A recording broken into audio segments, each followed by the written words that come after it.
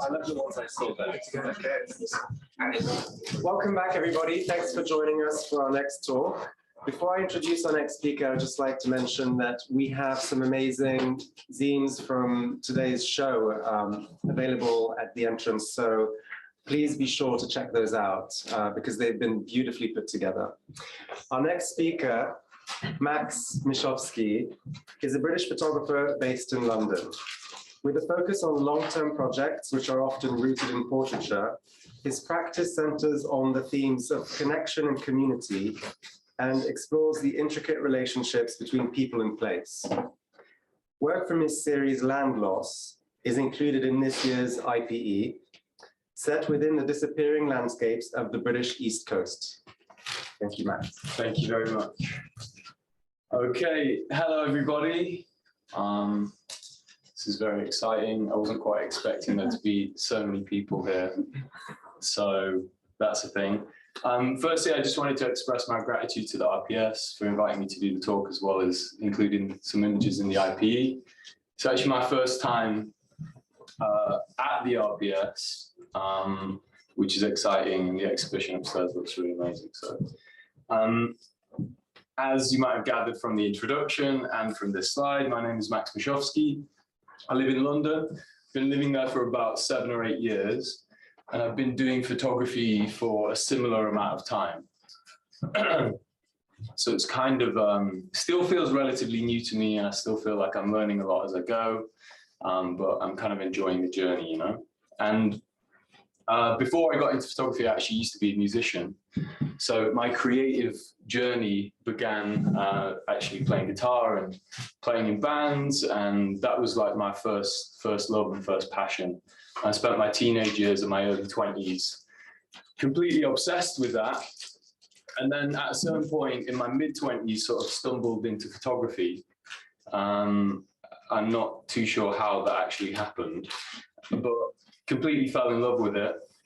And then here I am now, whilst my guitar gathers dust somewhere else.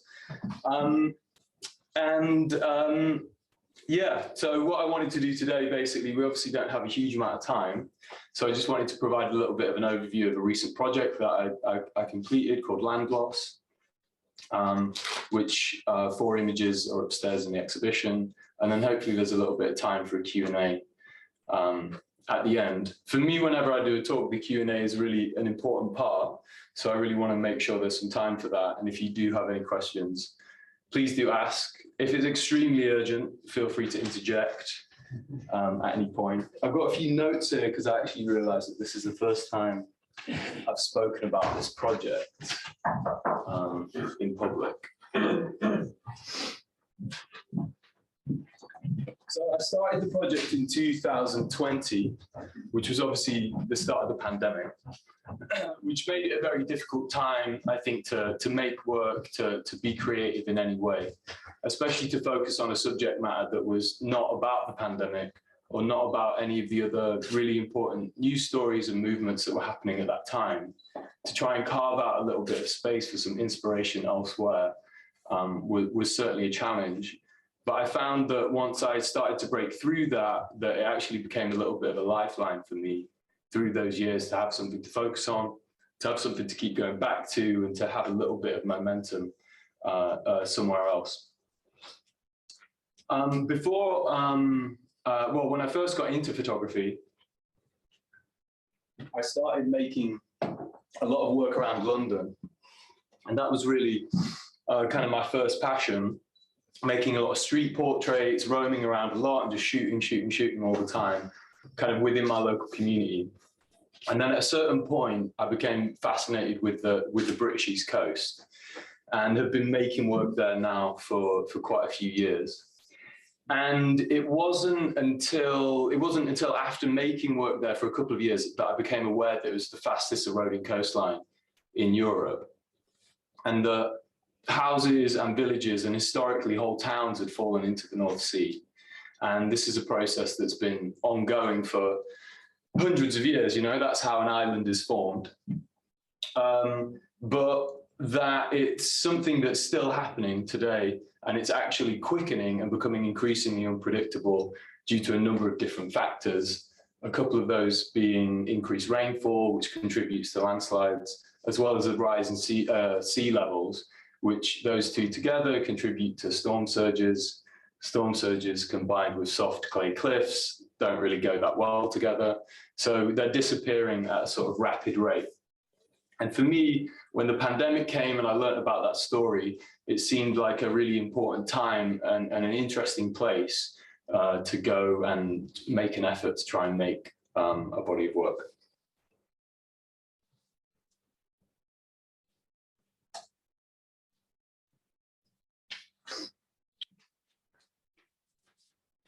So my original intention with this project was that it very much would be a landscape photography project. That I would go and take pictures of the cliffs repeatedly over long periods of time in the effort to sort of document this like interplay between the land and the sea, and to show how quickly these processes, these geological processes are happening. My history as a photographer is very much rooted in portraiture. And I found quite quickly in that process that I became just as fascinated with the people living in this landscape than I was about the cliffs themselves and about the landscape.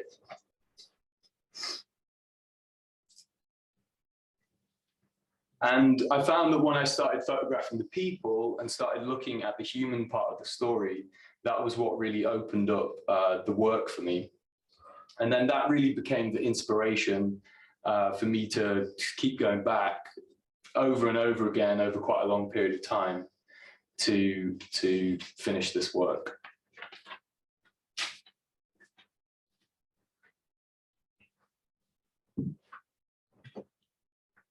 So once I realized that there was potential for a project here, I started going back on a really regular basis, repeatedly over kind of a 2.5, 3 year period, continually photographing, continually meeting up with the people that were living in these spaces that were really on this edge, waiting to fall into the sea. And over that time, got to know a lot of the people that were living there and would re-photograph them on a regular basis. And many of them now I'm still in touch with. I send prints to them, and there's been sort of an ongoing dialogue. There's a couple of people that I speak to regularly on the phone, and they're sort of continually updating me with the process, as well as just details and little aspects of their lives. So through that process, I was photographing them. I was photographing inside their home, the outside of their home, and photographing any details that surrounded the landscape, really with the intention of just making pictures within this slither of land that ran across the East Coast that we know within a few years, or within 5 years, within 10 years, is going to be gone forever. It's not going to exist anymore. So the idea with that photography project was just try and capture that, capture these spaces. Some of them seem a little more grand, some of them seem a little more subtle, but to capture them before they go forever.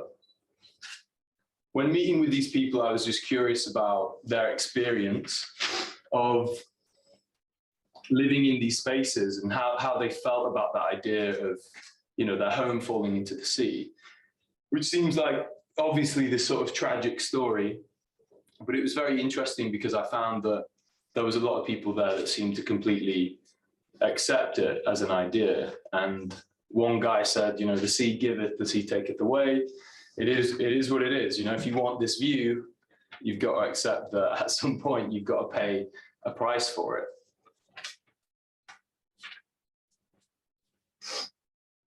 Something that did come up regularly when speaking to the people that live there is how much they really value their time there, and how much they value the space and appreciate this space, even though it was about to disappear. Something that came up regularly was this idea of feeling very connected to nature within the landscape. So, you know, I would obviously ask people, you know, your house is going to go in, why do you still live here? Why do you feel drawn to these cliffs? And this idea of connection to nature was this sort of like recurring theme that everyone would talk about. And it made me realize that the same thing, it was that same thing that had brought me there, in a way, to get out of the city, to get out of that way of life and to get onto the coast on a regular basis and to document these processes, to observe them and to watch everything change and move in a natural way.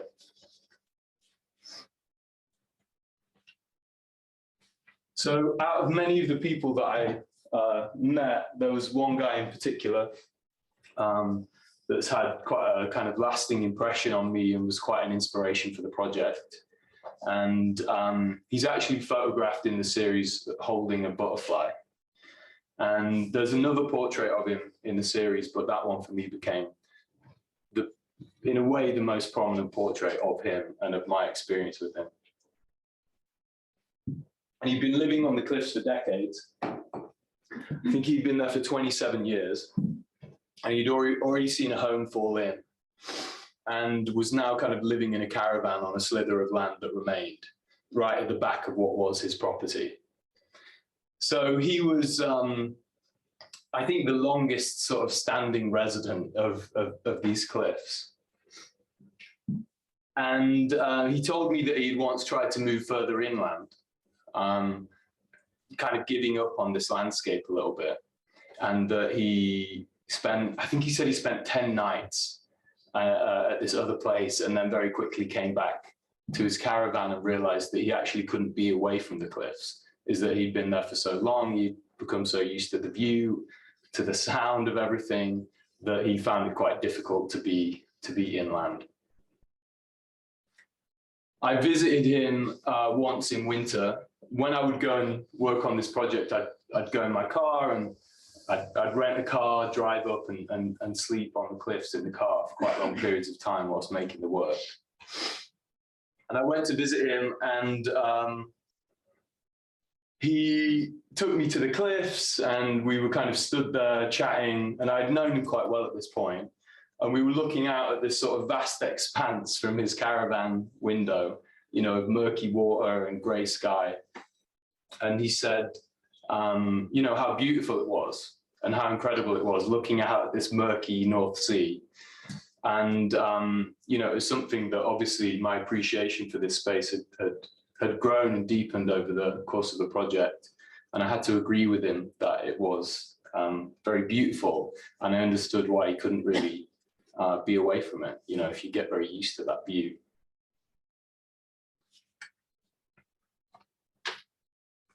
He told me at one point that he'd arranged with his daughter for his ashes to be thrown over the cliff when he died, which I thought was quite a dedication to the cliffs and to that landscape. And that was something that really got me thinking a lot about the people that are drawn to these spaces and the people that live in these spaces. And I think it started to draw me into something a little bit deeper within the landscape that started to go beyond this idea of just documenting a space that we knew was going to disappear. And it was within that that was giving me this strong urge, I think, to keep going back. This is also Dave.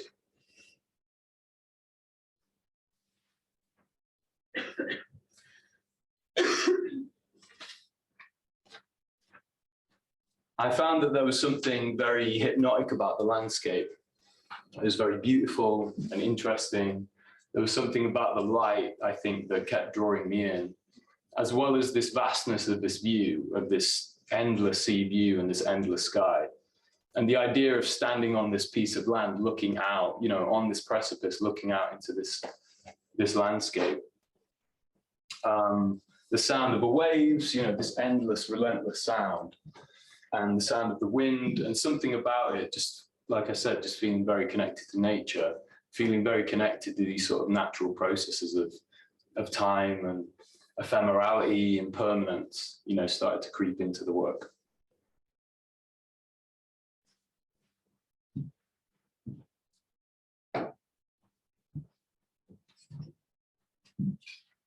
And it reminded me of a Robert Adams quote in Beauty in Photography.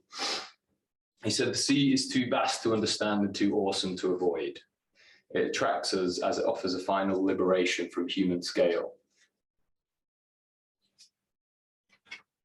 And since I've been making work on the coast, I'm finding it quite difficult to make work anywhere else, which is kind of interesting. So through this process, I started to think again about the people living there, and about them saying that their attraction to the landscape was this connection to nature. And I started to think that maybe instead of nature, they were actually really talking about time. The idea of really feeling this sense of time and feeling the impermanence of things, that on a regular basis, and certainly within cities, we're sort of continually ignoring. We measure time by growth, and within this landscape, they were measuring time by things disappearing and things going off the edge. And I think there's something about the fact that time is felt so strongly within this type of landscape that for me, it forces a sort of stillness, and it forces a presence of mind that, whilst I was making the work throughout 2020 in the pandemic, something that became very valuable to me.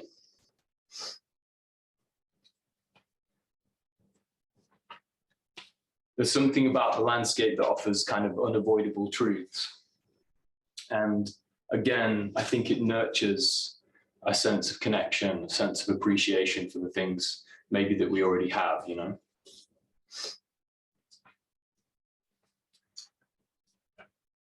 And it became very aware to me that the idea of nothing lasts forever is not only a deep relief, but it's also a kind of terrifying nightmare simultaneously.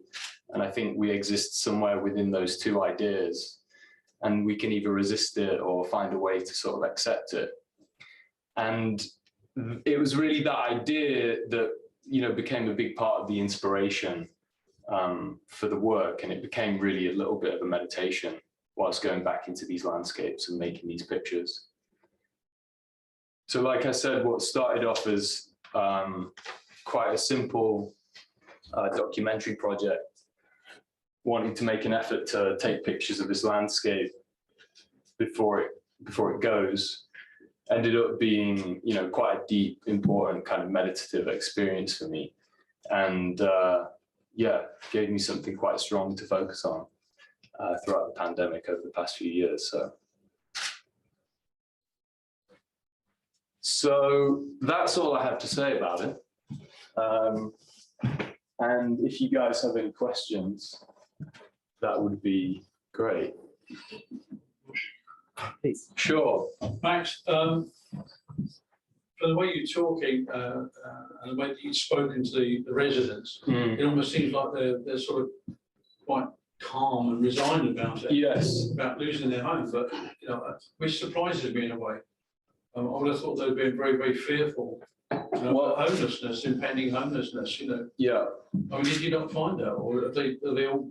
Do they, because of the slow rate of erosion, I guess? Yeah. Maybe they've become resigned to it over the years.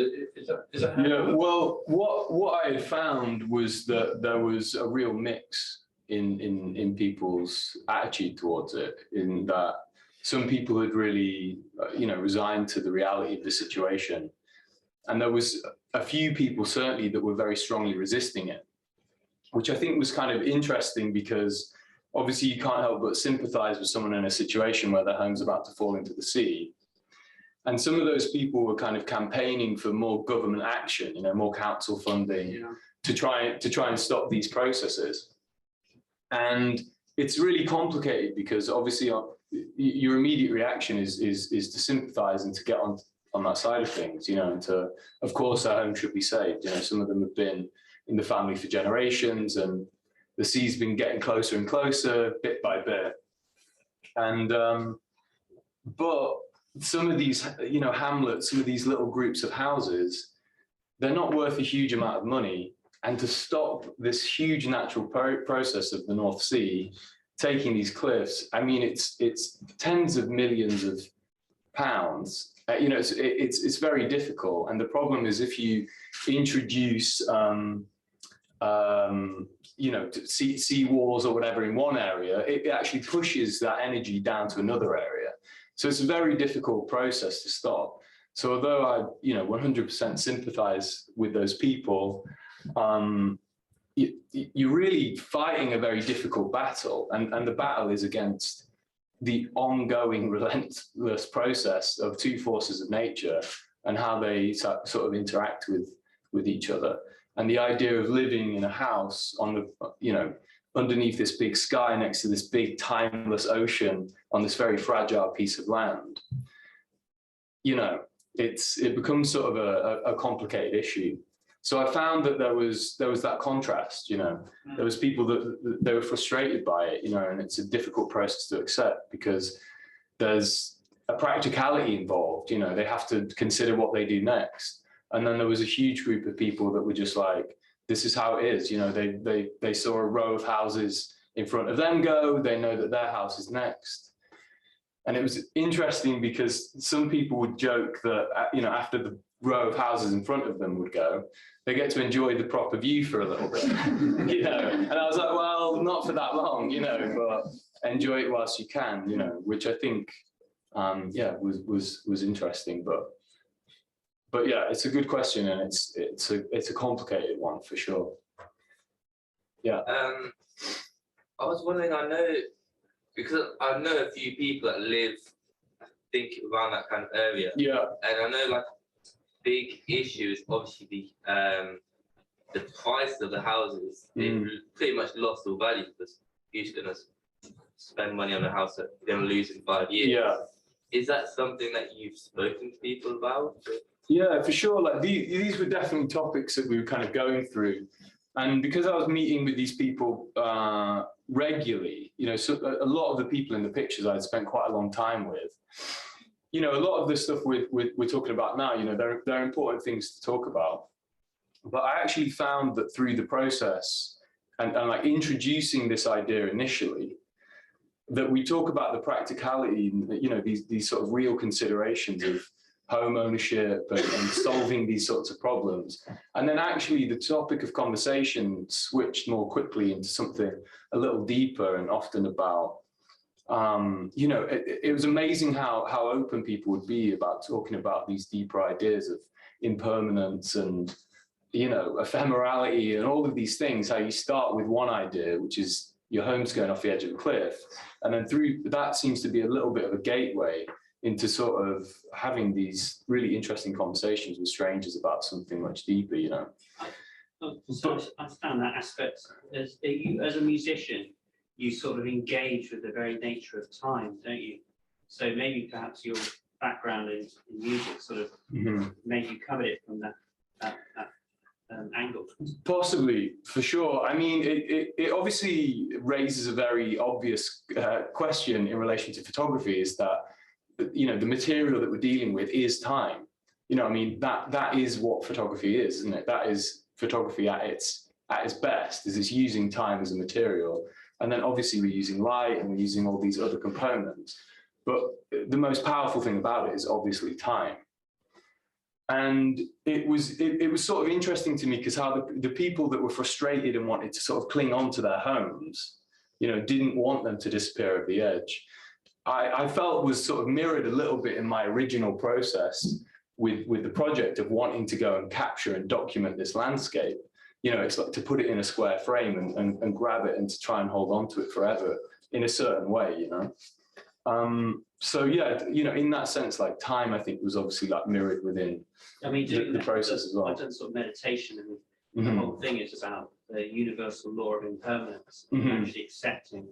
Yeah, I found the work brilliant and very affecting because it does sort of engage you on that kind of anything that takes you out of yourself and enables you to sort of think about bigger questions, and it really does work in that way. Totally, yeah, for sure. It's a big topic, and it's something that we all have to consider at one point. I mean, there's so much metaphor because there's also, it could be a metaphor for Brexit Britain, sort of post-Brexit Britain, eroding down, Yeah, and also, I was doing it during the pandemic, so there was this obvious metaphor of people being stuck in their homes with this sort of impending doom of some description outside. So there was a lot of things going on that it was kind of interesting to just be in that space a lot over 2 years and to look at all of the metaphors and this sort of layering of subject matter that was sort of happening. Yeah, I was just going to say, if anybody's interested, I think you were on Ben Smith podcast, weren't you? I had a very small snippet at Photo London, which I was extremely honoured, because I've been listening to that podcast for a long time. I don't often remember some of the people on it, but I always remembered your description of the butterfly Yes. on the hand, and that's why. And I hadn't really made that connection until I heard you talk. Okay. It's worth listening to the snippet you're on. Yeah. It's about a 20-second snippet, but I'm glad you enjoyed it. But just to come back to the question before, what you're saying about this idea of home, the pricing of the houses, and it was something I was meaning to say, is that I met a couple of people who bought houses there right on the edge, and were sort of frantically doing them up as quickly as possible to try and get in as much time as they could with this incredible view, knowing that they maybe had 3 years or something before it disappeared. So I thought that was kind of interesting as an idea, like quickly grab it whilst you can. They'd probably spend 10 grand on this house, maybe a bit more. I don't know exactly how much it was. Paint it, clear it out, get it looking good, and then sit there and look at the view, waiting for it to come and get you. So yeah, it's kind of interesting as an idea, but sure. What's Dave said he's going to do? Because he's already at the back of his property. He's trying to figure it out, He's trying to figure it out. But he very strongly feels that he can't live anywhere else. And what's happening is his property's going into farmland. And that's the sort of slither of land that he's sort of on. And I think he has some sort of relationship with the farmer, so there might be room for him to slowly get onto the cornfield. But, I think that's going to be complicated, and it's just going to have to be a bridge that he crosses when he gets to it, Hi, I was just thinking about your project from the start. How did you find it? I suppose, did it take a long time to get the residents to engage with you? Because obviously you're rocking up in a car, and I'm imagining you take the images straight away for the landscape. Yeah. And then noticing you. Or did you just sort of start talking to them straight away and want to get them? Yeah, I mean, for me, there was a part of it that felt like a necessity, because I often shoot a lot in the summer, and because it's on the East Coast, it was useful because that's when the cliffs were really beautifully lit. First thing in the morning. Sorry, you have to get up at 4 a.m., 4:30 or whatever. It's kind of brutal. But then you're sort of skulking around, with this big camera, and it looks a little strange. So there's a certain point where you have to knock on the door and be like, I'm not doing anything super weird. It's a bit weird, but you have to sort of explain yourself a little bit. And then people would either respond positively to that or negatively to that. And then, there might be an opportunity through that to speak with people and develop a bit of a relationship. And then beyond that, it would just be, bumping into people here and there, and then, seeing them again a month later, bit by bit, slowly explaining the idea of the project, and then explaining that you're not from a paper, it's not a commission. I'm putting my own time and money and effort into this because it's something that I feel passionate about. And I think that that's a real door, in when they realize that you actually care to some extent, well, obviously I care, but I'm taking a lot of different things into consideration. It's not an activism project, but that once they realize that, I think they're very open then to start to invite you in a little bit. And it really starts as having a cup of tea, and before you know it, you're sat in their living room for the afternoon, and then you come back and knock on the door next time, you text them when you're going up, you explain that you're going to be there, and then they invite you over for food. It happens over a few years, and before you know it, you develop quite close relationships with these people. So we've got two final questions from Zoom. Do catch up with Matt if you've still got questions in the room, but we mustn't forget our live stream audience. So the first one's from Sabrina, asking how much time did you spend getting to know the people before you started photographing them, and then saying what a beautiful project it is. I think it varies. Sometimes it's very quick. I'll introduce the idea quickly. Within 5 minutes of meeting someone, I'll try and introduce the idea. And even if they say no, initially, you can hear a slight inflection sometimes in that no, that maybe if you come back in a month, you might get away with it again. You can ask again and be very gentle about it. But I think it's good when you're a photographer and to lay out your intentions immediately. I'm not there to trick anyone into it. And everyone in the photographs knows that they're being photographed. And for me, that's a very important part of making the type of portraits that I like making. Is, you know, there's something about that interaction of me being present and then knowing to an extent that they're having their picture taken. And then somewhere within that space, you can get something that hopefully feels authentic, or you catch them at a certain moment. But yeah, it varies in terms of time. And then just a final question from Leslie. Firstly, congratulating you on beautiful and evocative work. Then asking, did you consider ways of bringing in your subjects' voices to talk about the impending loss of land? I presume she means in terms of an audio interview of some description. And it was certainly a consideration, but for me, that would have tipped it too far into kind of a traditional documentary project, which obviously the way that I photograph is quite straight and it exists within a documentary world. But I think that starts to, for me, it starts to remove a little bit of the mystery of the images. I think sometimes it's best not to say everything. Thank you very much, Max. Thank you.